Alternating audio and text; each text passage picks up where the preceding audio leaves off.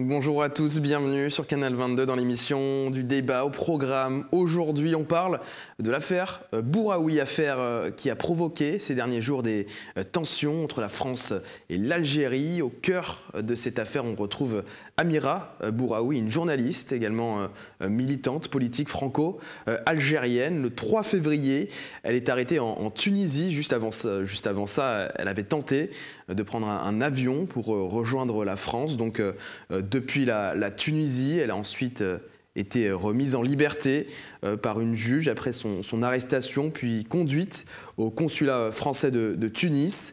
Et puis, quelques heures plus tard, elle a été rapatriée par avion en France, ce qui a provoqué la colère d'Alger. Pour en parler, nous sommes avec Salah Dabbouz, avocat et ex-président de la Ligue algérienne pour la défense des droits de l'homme, et Abdelkrim Zrilech également avec nous, qui est journaliste, membre également de l'UCP, l'Union pour le changement et le progrès. Alors, le ministre algérien des Affaires étrangères a publié un communiqué hier qui dit, je cite, « L'Algérie condamne fermement la violation de la souveraineté nationale par des personnels diplomatiques, consulaires et de sécurité relevant de l'État français ». Salah Dabbouz, est-ce que la France a dépassé les bornes comme le prétend l'Algérie? Est-ce que Paris est dans son droit de rapatrier Amira Bouraoui, qui on le rappelle, est franco-algérienne? Elle a les deux nationalités, donc l'Algérie et la France. Bonsoir et bonsoir à Sir Abdelkrim. Ça fait un bon temps qu'on ne s'est pas parlé, on ne s'est pas vu. Bon, l'Algérie aurait violé, on va dire, la réglementation, que ce soit au niveau international ou même par rapport à l'Algérie, si elle avait aidé Amira Bouraoui au moins à sortir de l'Algérie vers la Tunisie. Je ne pense pas que ça soit le cas, étant donné que Amira Bouraoui dit avoir quitté l'Algérie par un passeport algérien qu'elle aurait perdu en Tunisie, et elle aurait même déposé plainte pour perdre ce passeport. Et d'ailleurs, c'est pour ça qu'elle a été libérée. Maintenant, étant de nationalité française aussi, et ayant vu que les autorités tunisiennes voulaient l'envoyer en Algérie malgré elle, et sachant qu'elle ne faisait pas objet de mandat d'arrêt international, contre sa volonté, et puisqu'elle voulait partir en France, elle a sollicité le consulat français, c'est son droit, et le consulat français lui a procuré une protection consulaire et lui a assuré son départ vers la France à partir de l'aéroport de Tunis. Donc, elle est partie d'une façon régulière. L'Algérie devait s'en prendre à la Tunisie, dans ce cas, pas à la France, parce qu'elle avait alerté les Tunisiens, elle leur avait demandé d'envoyer Amira Bouraoui vers la Tunisie, et les Tunisiens ont laissé Amira Bouraoui partir vers la France, sous protection, bien sûr, du consulat français, mais en tant que citoyenne française. Je pense que ce communiqué est beaucoup plus produit pour calmer un peu les esprits, parce qu'il ne parle pas de la responsabilité de l'État français, mais il parle de la responsabilité de certains agents consulaires, c'est-à-dire il dégage même la responsabilité de l'État, mais il veut juste dire que certains agents du consulat français auraient fauté en essayant d'aider Amira Bouraoui, ce qui n'est pas le cas. Subtilité dans ce communiqué. Abdelkrim Zrilech, vous avez eu Amira Bouraoui au téléphone hier. Comment est-ce que vous analysez cette affaire? Qu'est-ce qu'elle vous a dit, elle? Je ne répondrai pas à cette question-là sans la présence de mes avocats. C'est une question très dangereuse. Je l'ai eu hier ou non au téléphone, c'est une spéculation. Moi, je n'ai rien affirmé là-dessus. Par contre, ce que je pourrais dire sur ce point-là, tout en reprenant ce qu'a dit Maître Dabbouz avant moi, je préfère laisser le côté juridique, réellement l'explication du côté juridique pour Maître Dabbouz. Ce que je crois savoir, ce que je crois penser, c'est que Amira porte la nationalité française en étant en Tunisie. Elle est en dehors du territoire national, elle est en dehors de l'Algérie. Et la Tunisie est un pays souverain. chose on s'étend de la réaction des pouvoirs publics algériens et du régime algérien. Quand il parle de la Tunisie, on dirait qu'il est en train de parler d'une wilaya algérienne. Franchement, c'est un discours incompréhensible. La Tunisie est un pays souverain, c'est un État, c'est pas une wilaya algérienne. Et Amira Madame Bouraoui plutôt, était dans une wilaya, plutôt dans un pays souverain. Et ce pays souverain-là a des relations avec d'autres pays souverains. Et donc je ne vois pas l'ingérence française en Algérie. Et où est-ce qu'elle se trouve? Où est-ce qu'elle se trouve l'ingérence française en Algérie? Madame Bouraoui était dans un pays souverain en dehors de l'Algérie. Bref, mais en dehors de ça, en réalité, franchement, cette histoire-là, moi je pense qu'elle a pris des proportions inexplicables. Franchement, comment on est arrivé à là?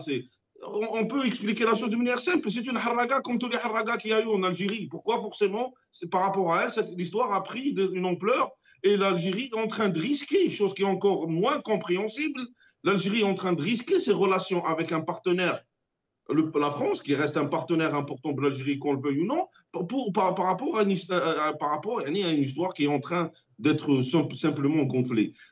Là, réellement, on voit que l'Algérie, ce n'est pas un pays stable. L'Algérie, ce n'est pas un pays stable. C'est une affaire, je dirais, je ne sais même pas si on peut utiliser le mot affaire ou non. C'est une histoire pareille, peut déstabiliser carrément les relations algéro-françaises, algéro-tunisiennes, et peut-être ça va même arriver aux relations franco-tunisiennes.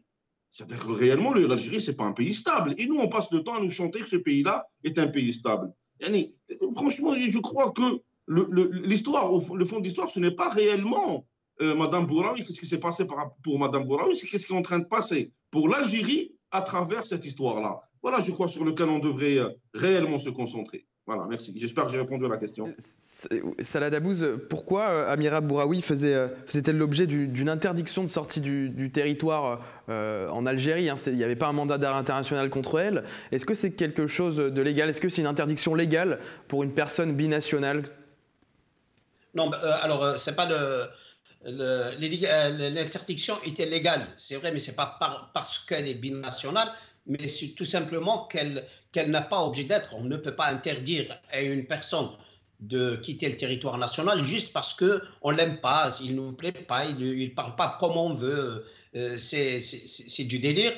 D'autant plus que cette interdiction n'a même pas été notifiée à Amira. Ses avocats, quand ils sont allés voir le juge pour lui parler de cette interdiction, il est apparu que c'était même pas une interdiction régulière, c'était une mesure administrative. Or, nous, on sait que les ISTN, les interdictions de sortie de territoire national, c'est des mesures exceptionnelles, mais qui sont sous contrôle de la justice.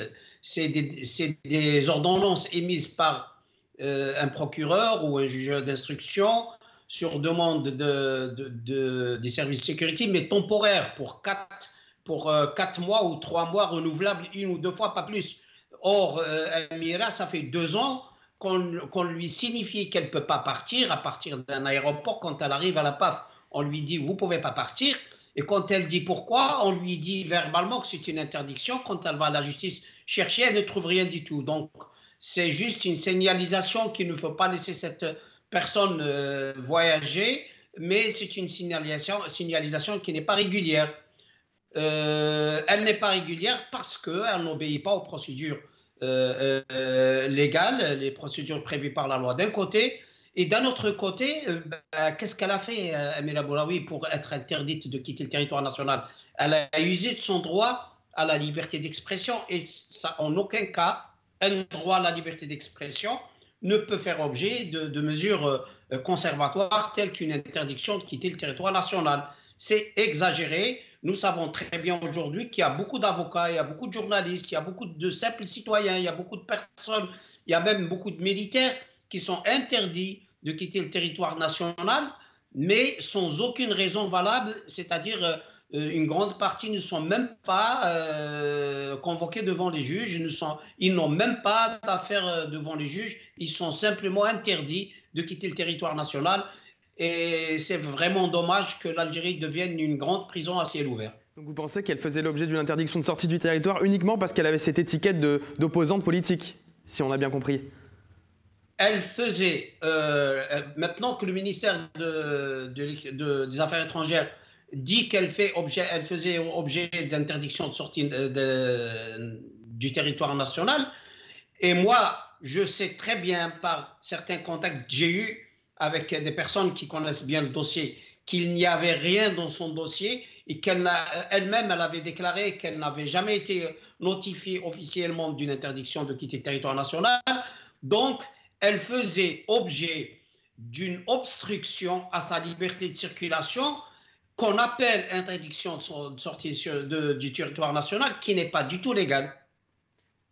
Le ministère de l'Algérien des Affaires étrangères est très énervé contre la France suite à cette affaire dont on parle toujours dans le même communiqué. Il dit, je cite, « Il s'agit d'une opération clandestine et illégale d'exfiltration d'une ressortissante algérienne dont la présence physique sur le territoire national est prescrite par la justice algérienne. Abdelkrim Zrilech, à partir du moment où Amira Bouraoui quitte l'Algérie, est-ce qu'elle bénéficie automatiquement de sa nationalité française? Et pourquoi Alger utilise le terme opération clandestine et illégale d'exfiltration? Vous savez, vous pouvez chercher dans le dictionnaire le mot exfiltration. La définition, c'est une tactique militaire, le mot exfiltration. Moi, j'ai l'impression, pas l'impression, je dirais, j'ai la conviction qu'il y a une campagne, réellement une campagne de haine qui est lancée sur le terrain contre principalement la militante Madame Bouraoui et à travers elle, la totalité des opposants qui existent en Algérie. Il y a une réelle, à travers cette malheureuse et fichue histoire de Madame Bouraoui, comme d'ailleurs toutes les histoires qui l'ont précédée, le régime essaie toujours de diaboliser réellement les militants et les opposants en Algérie. Il y a un véritable discours de haine qui est en train d'être diffusé par le régime d'une certaine manière, parce que la définition du mot régime reste quand même assez abstraite dans l'esprit de beaucoup de personnes. Mais il y a réellement un discours de haine qui est en train d'être infusé dans la société contre les militants et les opposants en les traitant de... on est arrivé à traiter les gens des trucs incroyables, franchement, à dire maintenant, traître. Le mot traître est utilisé d'une manière... le mot traître est banalisé quelque part en Algérie. Le régime algérien s'amuse à traiter une partie des Algériens de traîtres. Réellement, on est arrivé à un point lamentable c'est-à-dire, on n'ose même plus parler de scène politique. Le scène politique ne devrait pas avoir ce genre de réflexion.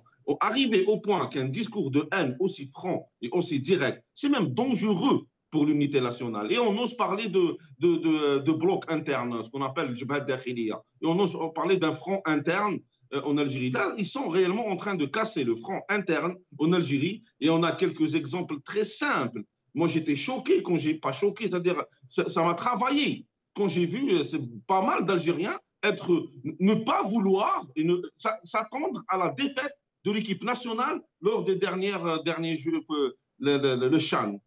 Il y avait des Algériens qui ne voulaient pas que l'équipe nationale gagne pour plusieurs considérations, parmi elles que les Algériens restent concentrés sur ce qui se passe en Algérie, sur la scène politique et économique. Le fait d'arriver qu'il y ait des Algériens qui veulent que l'équipe nationale de football perde, ça c'est très grave, c'est un indicateur pour moi. C'est un indicateur réellement de la fracture du front intérieur. Et eux, ils parlent tout le temps de front intérieur. Ils sont en train de casser ce front-là, justement, en créant ce genre de discours de haine à l'intérieur de la société, traitant X et Y de traîtres. Je ne parle même pas des affaires en justice et tout ça, mais le fait que le discours utilisé sur les médias, et je dis bien les médias qui sont sous le contrôle du régime, le discours de haine que les médias qui sont sous le contrôle du régime sont en train de diffuser dans la société actuellement, est un discours très grave et il va y avoir de conséquences de ce discours-là. Il va y avoir, si ce n'est pas déjà arrivé, sauf qu'on ne le sait pas encore, et là je parle de l'avocat de Skikda. Voilà, grosso modo c'est ça. Mais pour clôturer, réellement, exploiter toute situation qui aurait des conséquences d'Abdelkrim Zrilech c'est dangereux et ça va très mal finir. Salah Dabbouz, on l'a vu par la suite, hein, cette affaire a pris une autre dimension, par la suite une dimension diplomatique. L'ambassadeur d'Algérie en France, Saïd Moussi, a été rappelé immédiatement par Alger. Qu'est-ce que ça signifie, ça, pour vous? Est-ce que la diplomatie algérienne respecte l'ordre des procédures? D'abord, il ne faut pas trop s'inquiéter. L'ambassadeur de l'Algérie, qui est rappelé par Tebboune, puis il va rentrer en France tranquillement et les relations ne vont pas être. Il n'y aura rien de crise parce qu'il n'y a rien qui ne soit illégal dans cette histoire. Et c'est juste parce que un petit peu Amira Bouraoui a réussi à dribbler tout le pouvoir algérien. Et donc, ça fait du pouvoir algérien une sorte de ruse devant l'opinion publique, que ce soit sur le plan national ou international.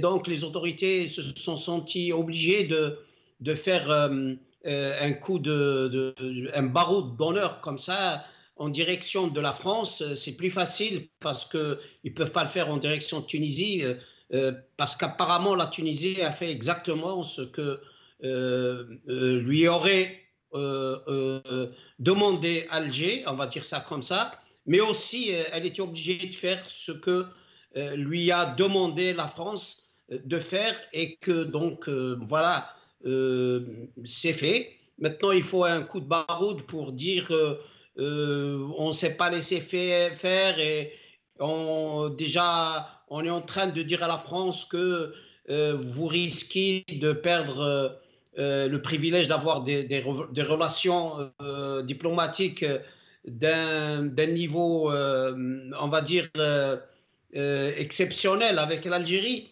Mais quand on sait que c'est l'Algérie qui a besoin d'avoir l'appui de la France plutôt que le contraire, et vu l'aboutissement de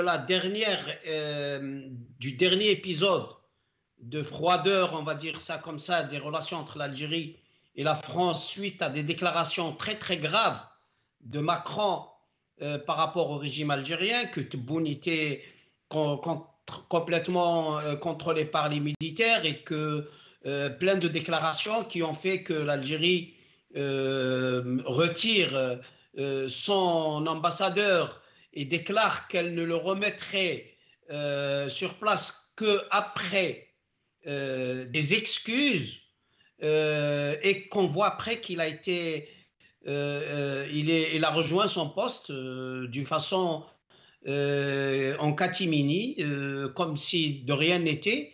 Et si on compare les déclarations officielles de l'époque avec le communiqué du ministère des Affaires étrangères hier, qui dit que certains agents du consulat, donc il ne porte pas la responsabilité de ça à l'État français, on peut facilement conclure que c'est juste une mise en scène d'Alger pour un peu absorber le dégoût un peu de l'opinion, surtout nationale, pour faire passer l'orage. Après, ils vont reprendre. Il y a aucun, à mon avis, il y a aucune crainte par rapport au niveau des relations. Bien au contraire, Alger travaille pour privilégier encore et renforcer encore plus ses relations avec Paris.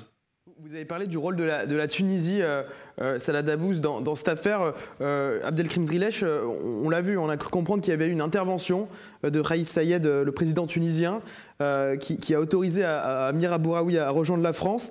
Quel rôle joue la Tunisie dans tout ça, entre l'arrestation d'Amira Bouraoui dans un premier temps, puis ensuite son autorisation pour rejoindre la France? Comment est-ce que vous analysez la position de la Tunisie? Est-ce qu'il n'y a pas une ingérence dans tout ça? Je vais justement juste répéter ce que j'avais dit au début de l'émission, mais je ne parle pas par rapport de la position tunisienne, que la Tunisie qui reste un pays souverain et nous n'avons pas réellement, nous n'avons pas à intervenir dans les décisions souveraines de la Tunisie. Le gouvernement tunisien, il y avait on a vu d'ailleurs les effets secondaires, c'est le ministre des Affaires étrangères qui a été limogé. C'est-à-dire que tout simplement, sur la réaction de la Tunisie, ça reste une réaction normale.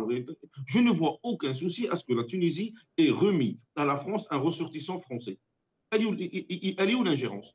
La Tunisie a remis à la France un ressortissant français portant un passeport français.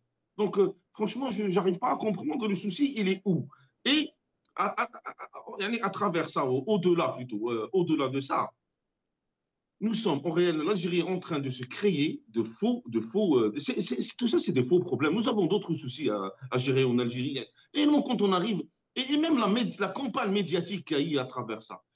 En connaissant Dr Boulari, moi je pourrais vous dire que si on l'avait laissé tout simplement partir, visiter son enfant d'une manière normale, elle serait partie et revenue en Algérie sans que personne ne se rende compte. Il n'aurait même pas eu tout cela. Cette histoire-là, quelle image elle donne de l'Algérie à l'extérieur? Quelle image elle donne de l'Algérie? C'est un ressortissant algérien a trouvé le besoin de se réfugier dans une autre ambassade. Et tous les médias algériens, maintenant ça passe à l'international, disent que ce ressortissant algérien a ressenti et a eu le besoin de se réfugier dans une autre ambassade, dans un autre pays. Justement, c'est que réellement ce ressortissant-là était en danger de son pays. Quel ressortissant d'un pays ou d'un autre va ressentir le besoin d'aller demander de l'aide à une ambassade, à une autre ambassade? C'est que réellement, cette personne-là est dans le danger. Et que réellement, alors l'Algérie est un pays dangereux. Voilà l'image qu'on est en train de véhiculer à travers cette histoire-là. Et en plus, on est en train de la gonfler et le régime algérien communique. Il communique sur cette histoire-là. C'est lui qui est en train de raconter ce discours. Je suis en train de répéter le discours du gouvernement, du régime Sultan Kimangoulou. Ça, c'est le discours officiel. Le régime algérien est en train de donner une très mauvaise image à l'Algérie à l'international. Il est en train de dire que nous avons que des militants, des opposants algériens ont le besoin de partir se réfugier dans des ambassades. Ça nous rappelle l'Allemagne de l'Ouest, de l'Est plutôt, dans les années 70. La dictature crée l'opposition extérieure. Le régime algérien est en train de créer sa propre opposition à l'extérieur. معارضة الخارج. En arabe, النظام الجزائري يخلق في معارضة الخارج à travers ce genre de comportement. Et quel pays dans le monde a besoin d'une opposition à l'extérieur? C'est les dictatures. Seules les dictatures ont besoin, peuvent ou ont créé une opposition à l'extérieur. Les démocraties, il n'y a pas d'opposition. Est-ce qu'il y a des opposants français à l'extérieur de la France? Est-ce qu'il y a des opposants anglais à l'extérieur de l'Angleterre? Est-ce qu'il y a des opposants américains à l'extérieur des États-Unis d'Amérique? Il n'y a pas d'opposition dans les pays extérieurs, dans les pays démocratiques. Ça, c'est la preuve réelle que l'Algérie est une dictature et le régime algérien est en train de faire sa propre promotion en étant une dictature. Le régime algérien parle tout le temps de terrorisme en Algérie. Est-ce que ça, c'est défendre l'image de l'Algérie? C'est le régime qui fait la promotion de l'image qui est plutôt des terroristes en Algérie. Le régime algérien est en train de casser l'image de l'Algérie à l'international et j'ai l'impression que ça, ils le font pratiquement maintenant. Chaque mois, nous avons droit à un scandale quelconque. Et après, on nous parle d'investissement externe. Quel investisseur va venir dans cet état-là? Quel investisseur va venir en Algérie en ayant tout simplement ces ondes négatives sur l'Algérie? Voilà. Vous estimez qu'il y a une mauvaise publicité à travers toutes ces affaires. Abdelkrim Zrilech, Salah Dabbouz, Amira Bouraoui a dit qu'elle ne partait pas en exil en France, mais qu'elle allait revenir très bientôt en Algérie. Est-ce que c'est un risque pour elle de retourner là-bas? Que risque-t-elle d'ailleurs? La prison, si ce n'est pas pire. C'est très simple. Écoutez, ce n'est pas moi qui va le dire. Ce n'est pas Amira Bouraoui qui va le dire, ce n'est pas Zrilech, ce n'est pas d'autres. C'est le ministre de la Justice qui le dit. Le ministre de la Justice, il y a de ça, je crois, une semaine ou 10 jours, a dit dans la radio nationale que le citoyen est excusé quand il voit les institutions de l'État et la justice d'un regard négatif. Et il dit que les citoyens, quand ils se dirigent vers la justice et qu'il est innocent, il n'est pas certain de retourner chez lui. Et il dit que ça, c'est la réalité amère et que nous devons le reconnaître. Devant une déclaration du premier responsable de la justice en Algérie, quel est l'Algérien qui pourrait risquer sa liberté, je dirais même sa vie? Combien de citoyens sont morts en prison? Aujourd'hui, Kamel Dinfkhar, s'il était vivant, il aurait fêté aujourd'hui son 60e anniversaire. Il aurait eu 60 ans aujourd'hui. Je viens de lire un post de sa veuve qui dit que Kamel Dinfkhar aurait eu aujourd'hui 60 ans si c'est l'âge où la force physique et mentale se rencontre avec la sagesse et l'expérience. En Algérie, il est mort en prison. Il est mort, il a été assassiné en prison parce qu'il avait des idées qui ne convenaient pas au régime. Et aujourd'hui, le ministre de la Justice confirme explicitement, clairement et avec des termes sans aucun équivoque que la justice en Algérie met des gens en prison qui sont innocents et qu'elle ne protège pas les droits des citoyens, et il dit que c'est la vérité. Et maintenant, chacun assume ses responsabilités. Moi, je suis condamné en Algérie 2 ou 3 fois parce que, d'abord, j'ai fait des déclarations qui ont, sur les questions de droits humains, j'ai dénoncé de mauvaises pratiques dans les prisons, et parce que j'étais président de la Ligue, et parce que j'étais avocat. Je suis condamné en Algérie pour ça, pour mes déclarations, pour mon activité dans le domaine des droits de l'homme et pour ma profession d'avocat. Vous lisez les jugements, prenez le dernier jugement de la dissolution de la Ligue algérienne de la défense des droits de l'homme, il y a mon nom, et si vous prenez les raisons de la dissolution de la Ligue des droits de l'homme, vous allez trouver parce qu'elle fait son travail de Ligue des droits de l'homme, parce qu'elle dénonce les abus, parce qu'elle se solidarise avec les questions des droits de l'homme dans les pays d'Afrique du Nord, parce que tout ce qu'elle devait faire, il lui est reproché et elle est dissoute, et nous sommes condamnés pour avoir fait ce que nous devons faire. Vous avez évoqué plusieurs points. Salah Dabous, pour conclure, Abdelkrim Zrillah, juste, est-ce que Amira Bouraoui a été sauvée par sa binationalité? Si elle n'avait pas la nationalité, s'il n'avait pas eu la nationalité française, mais uniquement la nationalité algérienne, qu'aurait-il pu se passer pour elle? Ah oui, ça vous pouvez le dire et le répéter.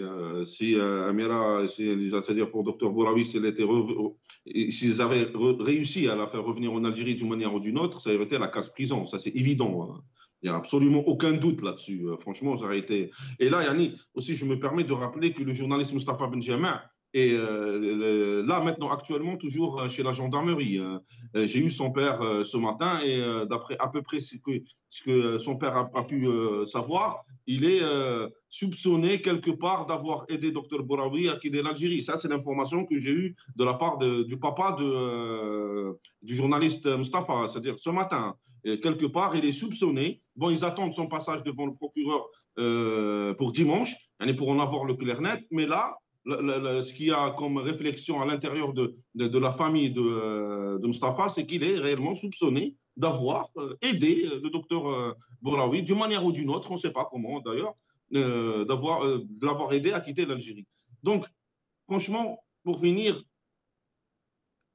on revient toujours au même constat en réalité. On revient toujours au même constat. L'état des libertés en Algérie est catastrophique. L'état des droits civiques et des droits individuels est réellement catastrophique en Algérie. Nous avons régressé d'une manière inimaginable. Nous avons régressé avant 1988. Ça, c'est une réalité. Ça, c'est une réalité indiscutable maintenant, avec tout ce qu'il y a comme pression sur tout organisme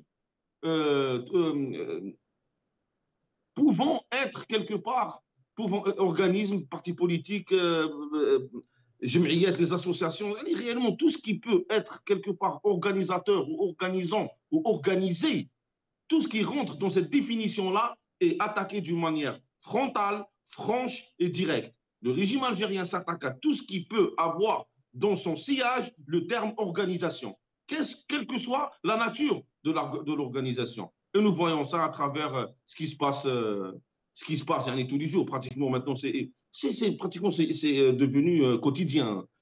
Et là, réellement, il faut avoir peur. Je pense qu'il faut avoir peur et réellement, il faut avoir peur. On a vu plusieurs arrestations, plusieurs épisodes d'arrestation. Abdelkrim Zrilej, Salah Dabbouz.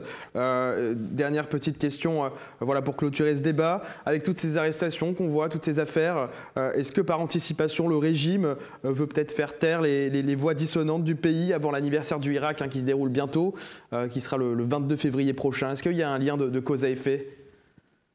Je pense que le régime est en train de démarrer la campagne électorale pour un deuxième mandat de Tebboune. Et donc, d'un côté, il y a un peu d'affolement et d'un autre côté, il y a une tentative de faire taire le maximum de gens que le régime pense pouvoir faire taire pour permettre à Tebboune d'avoir un second mandat. Voilà mon sentiment que j'ai aujourd'hui. Abdelkrim Zrilej, votre point de vue, votre analyse sur ce timing, là, avec toutes ces arrestations, fermeture de médias, d'associations? Je ne pense pas au contraire de mettre de pause. Bon, certainement, il y a une réflexion, une préparation pour le deuxième mandat. Ça, c'est évident, que ce soit pour Tebboune ou pour quelqu'un d'autre. Donc, réellement, il y a une réflexion, c'est évident que le régime est en train de préparer le deuxième mandat. 2024 va être une date butoir, je dirais, pour l'opposition en Algérie et pour le régime en même temps. Si sur ce point-là, si l'opposition n'arrive pas réellement, si l'opposition n'arrive pas à faire quoi que ce soit, juste pour sortir de l'état d'expectative dans lequel elle est d'ici 2024, je pense que ça va être réellement une date butoir pour l'opposition en Algérie. Nous sommes en train réellement de vivre la désertification de la scène politique algérienne. Nous sommes réellement en train de la vivre quotidiennement. Il y a des personnes qui quittent carrément l'Algérie et ceux qui sont à l'intérieur de l'Algérie, il y a des gens qui quittent carrément la politique. Je crois qu'entre Rachid Nekez et Mme Bouraoui, nous avons une certaine schématique de la question. Il reste une troisième catégorie de personnes qui essaient de faire de la politique d'une manière ou d'une autre, avec ce qu'ils peuvent avoir comme possibilité en Algérie, mais il y a réellement une désertification de la réflexion politique elle-même. Il y a réellement ce souci-là et nous le sentons sur le terrain, nous le sentons à travers nos amis et nos confrères et nos concitoyens. Donc, pour 2024, c'est-à-dire pour ne pas répondre à la question, mais donner des perspectives pour 2024, je pense que réellement, c'est le moment. S'il doit y avoir une riposte quelconque en Algérie, c'est le moment de la démarrer. Et avec l'aide, bien sûr, de l'opposition que le régime nous permet d'avoir à l'extérieur de l'Algérie. Le régime crée son opposition à l'extérieur de l'Algérie. Cette opposition-là, également, a un rôle à jouer dans cette histoire-là, et à nous de faire en sorte de ne pas laisser passer 2024 comme ça, comme un groupe l'arabia bla fahma. On va suivre ça avec attention évidemment dans les prochaines semaines. Merci Abdelkrim Zrilej. Je rappelle que vous êtes journaliste, membre également de l'UCP. Merci. Merci. Merci également Salah Dabbouz, avocat, ex-président de la Ligue algérienne pour la défense des droits de l'homme. C'est la fin de cette émission. Merci de l'avoir suivi. Rendez-vous très vite pour un nouveau sujet, un nouveau thème. Merci de votre fidélité. Restez avec nous sur Canal 22.